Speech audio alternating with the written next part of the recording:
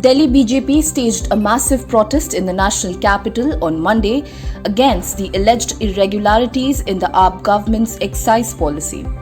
Attending the protest, Delhi BJP President Adesh Gupta said that Arvind Kejriwal should expel Deputy Chief Minister Manish Sisodia from his cabinet, as he is accused number 1 in the case registered by the CBI. Gupta also said that Kejriwal was the kingpin of the whole scam in which liquor mafia was allowed to loot at the expense of state exchequer. Meanwhile, a probe is underway by the CBI into the alleged irregularities in the Delhi government's excise policy 2021-22.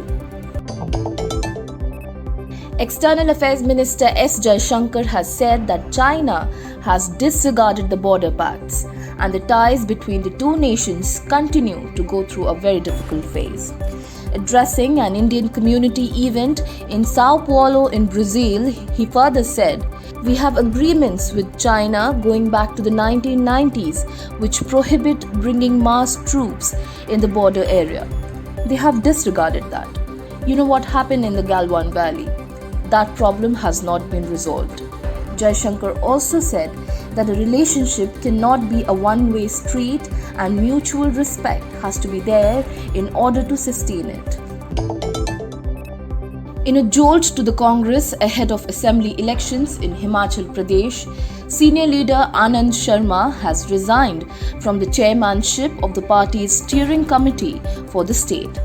As per reports, he told the Congress working president in his letter that his self-respect has been hurt. Sharma also tweeted about it saying, "I have resigned with a heavy heart. I'm a lifelong congressman and remain firm on my convictions. However, given the continuing exclusion and insults, as a self-respecting person, I was left with no choice." The police in Assam's Gwalpara district have arrested 2 imams for alleged links with the terror group Al-Qaeda in Indian subcontinent or AQIS and the Bangladesh-based terror outfit Ansarullah Bangla team. The 2 imams are Abdus Subhan and Jalaluddin Sheikh. As per reports, search of Abdus Subhan's house led to recovery of incriminating posters, books, phones and SIM cards. And in Jalaluddin's house, police found some literature in Arabic suspected to be related to Al-Qaeda. The India Meteorological Department has issued a red alert for heavy rainfall in 39 districts of Madhya Pradesh, including Bhopal, Ujjain, Jabalpur, Ratlam, Neemuch and Mandsaur. The IMD has also said that a deep depression over the central parts of Madhya Pradesh and adjoining South Uttar Pradesh has weakened into a depression. Meanwhile, 36 people are reported to have died in Himachal Pradesh, 4 in Uttarakhand and 6 people in Odisha due to floods and landslides.